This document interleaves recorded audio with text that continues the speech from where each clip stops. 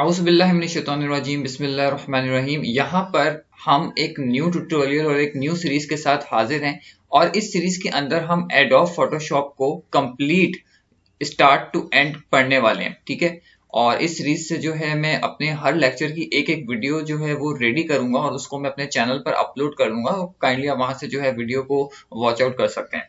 अभी जो है हम इस लेक्चर के अंदर जो है बिल्कुल बेसिक लेवल पढ़ने वाले हैं और यहाँ पर हम ये देखेंगे कि किस तरीके का एडोब फोटोशॉप का एनवायरनमेंट होता है, क्या क्या फंक्शंस होते हैं, क्या क्या ऑप्शंस एडोब फोटोशॉप हमें देता है जिसका यूज करके जो है हम फोटो एडिटिंग वगैरह का काम कर सकते हैं। एक्चुअली अगर मैं बात करूं कि एडोब फोटोशॉप यूज किस लिए होता है, तो एडोब फोटोशॉप आपके वेब डिजाइनिंग के लिए यूज हो सकता है, एडोब फोटोशॉप आपकी फोटो एडिटिंग के लिए यूज हो सकता है। मतलब आपको किसी भी किस्म की ग्राफिकल एडिटिंग वगैरह करनी है, वो तमाम का तमाम काम आप अपने एडोब फोटोशॉप पर इजीली कर सकते हो। इस लेक्चर के अंदर हम कंप्लीटली एक एक टूल मतलब इस पूरी पूरी सीरीज के अंदर जो भी मेरी एडोब फोटोशॉप की होने वाली है, इसके अंदर हम कंप्लीटली एक एक टूल के बारे में पढ़ेंगे, एक एक ऑप्शन के बारे में पढ़ेंगे। ये देखेंगे कौन सा टूल क्या काम करता है, कौन सा ऑप्शन हम किस लिए यूज करते हैं। हम छोटे से जो है इसके अंदर जो है वो प्रोजेक्ट्स भी बनाएंगे और देखेंगे कि पर्टिकुलर किस तरीके से प्रोजेक्ट्स हम बना पाते हैं। तो इस सीरीज के साथ आप जुड़े रहिए और मेरे चैनल को सब्सक्राइब कीजिए। काइंडली अगर किसी भी किस्म का इशू होता है तो कमेंट बॉक्स अवेलेबल है, उसमें कमेंट कीजिए। तो स्टार्ट करते हैं। ये जो आपको जब एडोब फोटोशॉप आप डाउनलोड कर लेते हो और इंस्टॉल कर लेते हो, तो डाउनलोड और इंस्टॉल करने के बाद आपके पास जो एडोब फोटोशॉप का एनवायरनमेंट आता है ओपन करने के बाद, वो कुछ इस तरीके से आता है।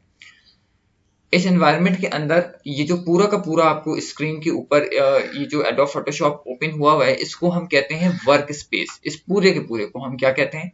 Work space. अब इस वर्क स्पेस में कुछ सेक्शंस डिवाइड हुए हैं। कौन कौन से? ये जो आपको टॉप बार नजर आ रही है, ये वाली टॉप बार, इसको हम कहते हैं मेन्यू बार। ठीक है, इसके अंदर आपको कुछ मेन्यूज दिए हुए होते हैं जिन पर आप माउस ओवर करो या जब आप क्लिक करते हो तो उससे रिलेटेड आपको सब मेन्यूज मिलते हैं, तो इसीलिए इसको आप मेन्यू बार बोलते हो। ठीक है, उससे जो नीचे वाली बार होती है, ये वाली बार, इसमें आपको कुछ ऑप्शंस नजर आ रहे होते हैं, इसको हम कहते हैं ऑप्शन बार। ये जो आपको ऑप्शंस नजर आ रहे हैं या ये जो लेफ्ट बार है, इसको हम कहते हैं टूल बार। आप इस टूल बार में से जिस भी टूल को सिलेक्ट करते हो, ऑप्शन बार में उस टूल से रिलेटेड जो ऑप्शंस अवेलेबल होते हैं वो आपको डिस्प्ले होना शुरू हो जाते हैं। ठीक है, तो पहली बार हमारे पास मेन्यू बार हुई, सेकंड बार हमारे पास ऑप्शन बार हुई, और ऑप्शन बार में जो ऑप्शंस आते हैं वो इस टूल बार में से सिलेक्टेड ऑप्शंस आते हैं। मतलब आप इस टूल बार में से जिस भी टूल को सिलेक्ट करते हो, उस टूल से रिलेटेड एडोब फोटोशॉप ने जो भी ऑप्शंस दिए हुए होते हैं वो तमाम के तमाम आपको इस ऑप्शन बार में नजर आते हैं। मैं जिस भी टूल पे सिलेक्ट करूंगा, उस टूल से रिलेटेड जितने ऑप्शंस हैं वो मुझे इन ऑप्शन बार में नजर आ जाएंगे। ठीक है, कुछ ऑप्शन सेम होते हैं, कुछ ऑप्शंस अलग होते हैं। तो ये आपके पास सेकंड बार हो गई, ऑप्शन बार। इस बार को मैं ऑलरेडी बता चुका हूं, ये जो लेफ्ट में आपके पास बार नजर आ रहा है, इसको हम कहते हैं टूल बार या टूल बॉक्स भी बोला जाता है। ठीक है, अगर मैं राइट साइड की बात करूं तो यहां पर आपको कुछ एक्शंस और पैनल्स नजर आ रहे होंगे। ठीक है, ये आप जिस भी पैनल पे क्लिक करते हो उस पैनल से रिलेटेड मजीद ऑप्शंस आपके सामने आ जाते हैं। तो यहाँ पर ये आपके पास पैनल्स एक्शंस विंडो कहलाती है। ठीक है, जो यहाँ आपको राइट साइड में दिखाई दे रही होती है। और ये जो मेन एरिया होता है इसको हम कहते हैं कैनवस एरिया। ठीक है, या हम इसको वर्किंग एरिया भी बोलते हैं। इसको वर्क एरिया भी बोला जाता है और इसको कैनवस भी बोला जाता है।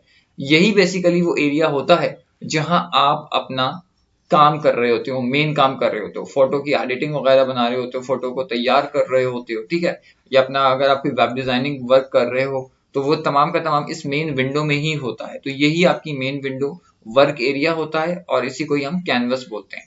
ठीक है, अगला पॉइंट हमारे पास ये आता है कि ये जो वर्क स्पेस अभी आपको दिख रहा है, इसके अलावा भी एडोब फोटोशॉप ने हमें कुछ प्रीसेट्स यानी कि रेडीमेड वर्क स्पेस बनाकर दिए हुए हैं। वो हम कहां से देखेंगे?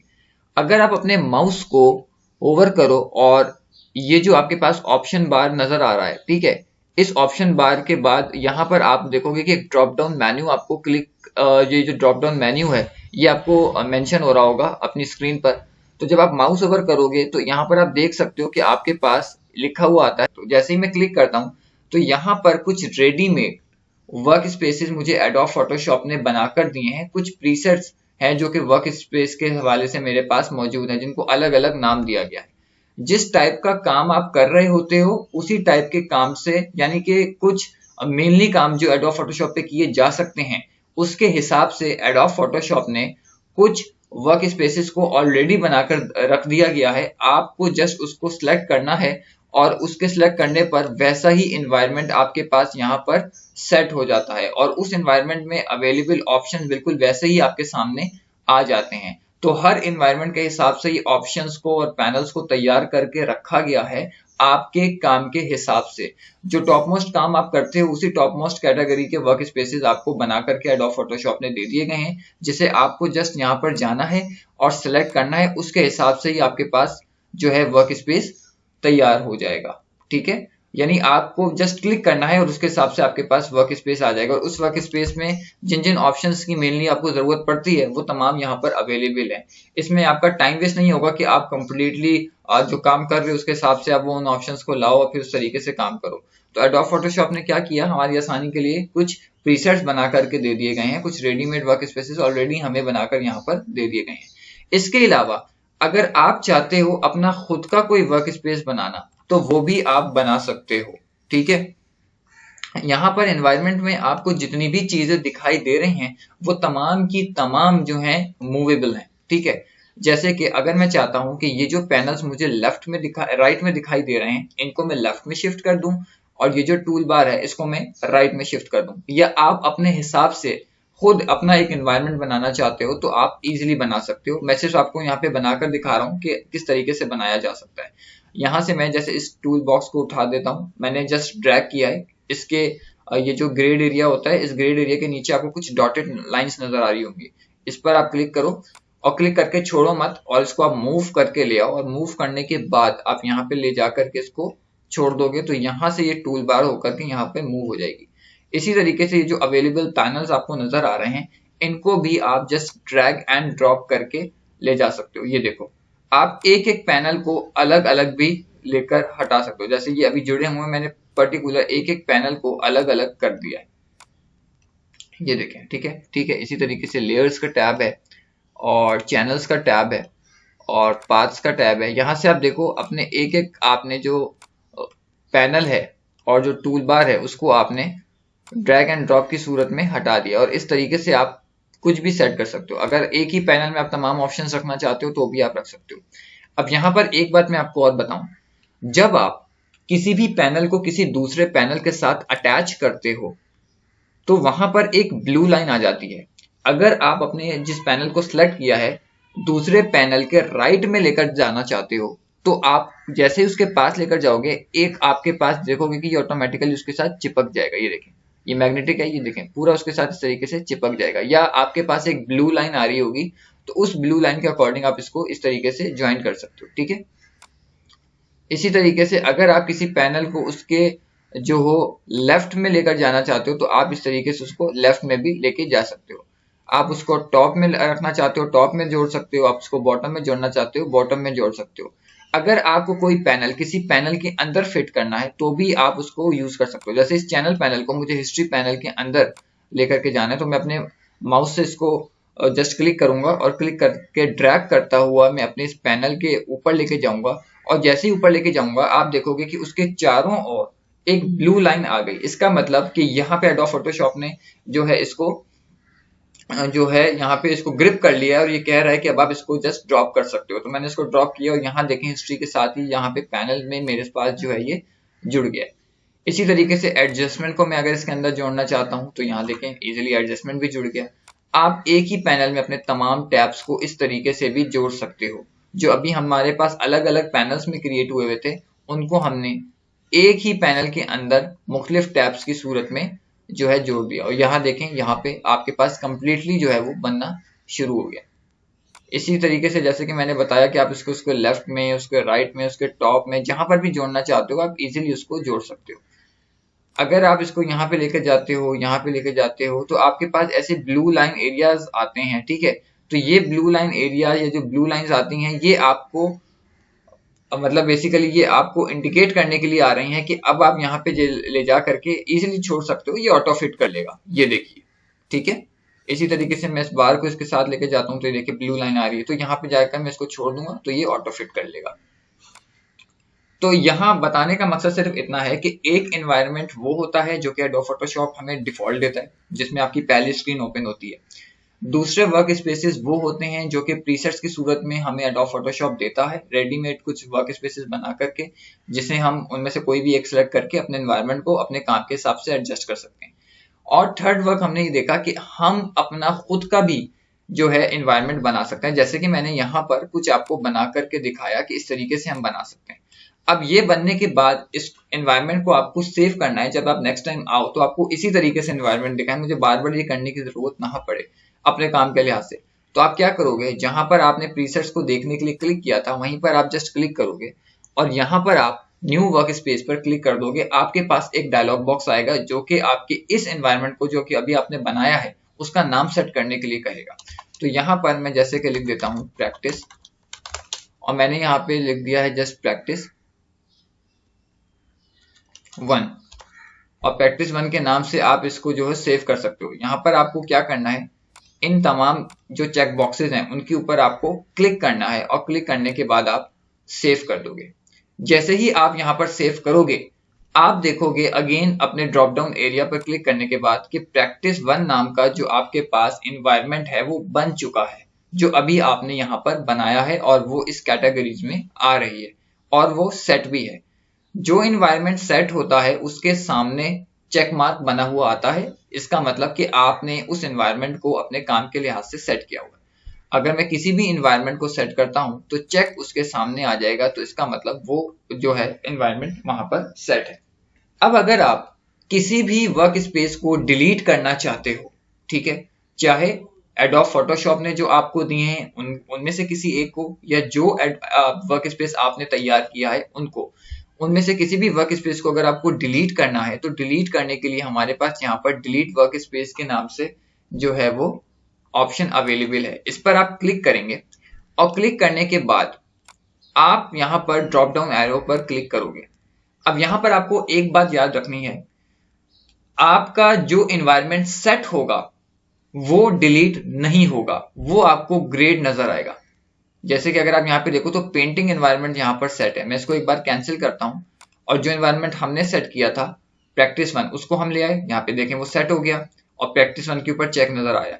अगर अब मैं डिलीट करना चाहता हूँ अपने इस प्रैक्टिस 1 को तो मैं डिलीट नहीं कर पाऊंगा, वो ग्रेड हुआ है और उसके सामने एक्टिव लिखा हुआ है, यानी वो एनवायरनमेंट जो आपने सिलेक्ट किया होगा वो एक्टिव होगा और एक्टिव वर्क स्पेस डिलीट नहीं होगा। अगर आपको उसी एक्टिव वर्क स्पेस को डिलीट करना है तो सबसे पहले आपको किसी दूसरे वर्क स्पेस को एक्टिवेट करना पड़ेगा, तो ही आप अपने उस एक्टिवेट को डिलीट कर सकते हो जिसको आप करना चाहते हो। ठीक है, जहां से जैसे कि मैं सबसे 3D है, मैंने इसको एक्टिवेट किया और यहाँ से 3D के हवाले से जो है वर्क स्पेस मेरे पास रेडी हो गया। अगर अब मैं डिलीट वर्क स्पेस पे क्लिक करता हूँ और यहाँ पर मैं अपने प्रैक्टिस 1 को सिलेक्ट करता हूँ तो ये यहाँ देखें आप इजिली सिलेक्ट हो गए। सिलेक्ट होने का मतलब कि अब आप इसको इजीली डिलीट कर सकते हो। तो जो अभी अभी हमने एनवायरनमेंट तैयार किया था वो डिलीट हो गया, वो जस्ट एक प्रैक्टिस के लिए था और यहाँ से हमने उसको डिलीट कर दिया। अब वो मेरी हिस्ट्री के अंदर नहीं रहेगा और आप देख सकते हो जो एनवायरनमेंट हमने तैयार किया था वो डिलीट हो गया। तो कैसे आप खुद का अपना वर्क स्पेस बना सकते हो एडोब फोटोशॉप में, अपने ऑप्शंस को जस्ट ड्रैग एंड ड्रॉप करके एक पूरा पूरा वर्क स्पेस तैयार कर सकते हो, उसको आप सेव करवा सकते हो और उसको आप डिलीट भी कर सकते हो।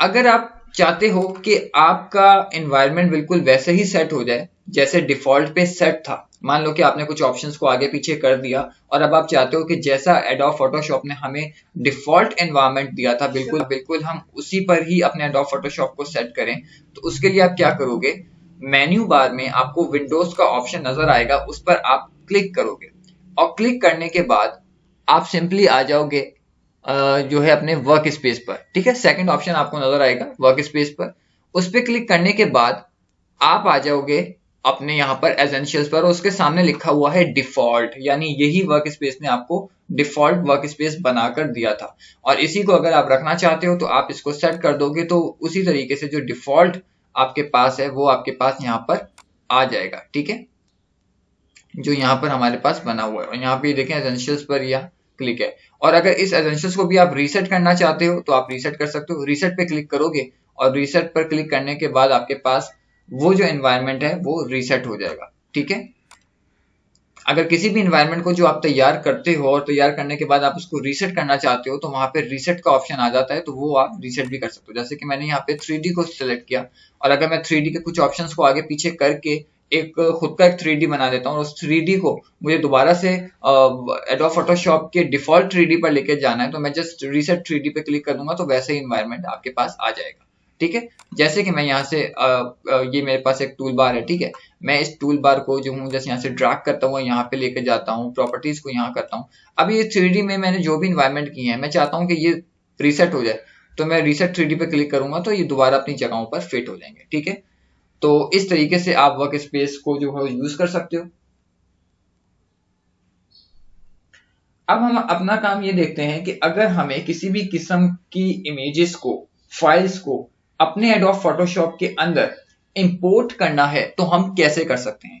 किसी भी फाइल्स को, किसी भी एडोब फोटोशॉप की इमेजेस को जिनको आप एडिट करना चाहते हो अपने इस कैनवस एरिया के ऊपर या वर्क एरिया पर लाना चाहते हो, उसको लाने के 3 तरीके होते हैं। पहला और बेसिक तरीका होता है कि जस्ट आप फाइल मेन्यू पे क्लिक करते हो, ओपन पर क्लिक करते हो और ओपन करने के बाद आप अपनी फाइल या उस डायरेक्टरी में चले जाते हो जहां से आपको अपनी जो इमेज है वो लेकर के आनी है। जैसे कि मैं यहाँ से डेस्कटॉप पे क्लिक करता हूँ और डेस्कटॉप पे क्लिक करने के बाद यहाँ पर जो है मेरे पास एक जो है वो इमेज आ जाती है। इस इमेज को मैं जस्ट ओपन करता हूँ और ओपन करने के बाद यहाँ पर वो इमेज मेरे पास आ जाएगी। यहाँ देखें वो इमेज आपके सामने जो है आ गई। दूसरा तरीका हमारे पास क्या होता है, ड्रैग एंड ड्रॉप का। यानी कि आप क्या करते हो, आपको जहां से जो भी इमेज लानी है उसको आप जस्ट सेलेक्ट करोगे। मैं इसको मिनिमाइज करता हूँ, अपने डेस्कटॉप पे आ जाता हूँ और यहाँ से मैं इसको क्लिक करता हुआ ड्रैग करता हुआ एडोब फोटोशॉप में लाकर और यहाँ पर इसको ड्रॉप कर दूंगा और इस तरीके से जो इमेज है वो हमारे पास सामने हमारे कैनवस एरिया पर आ जाएगी, ठीक है। तो ये भी एक तरीका होता है आपके पास आपको लाने का। इसी तरीके से जो थर्ड तरीका है वो है हमारे पास शॉर्टकट की, यानी कि कंट्रोल प्लस ओ।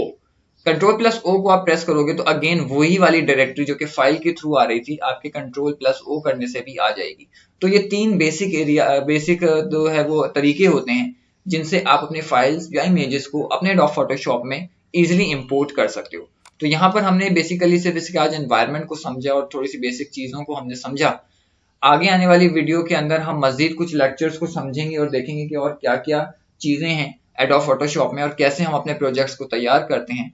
तो इस सीरीज के साथ बने रहिए और किसी भी किस्म की क्वेरी या कमेंट कोई है तो कमेंट बॉक्स में मुझे कमेंट कीजिए। मैं पूरी कोशिश करूंगा आपके कमेंट का रिप्लाई करूं। तब तक के लिए इजाजत दीजिए। अल्लाह हाफिज।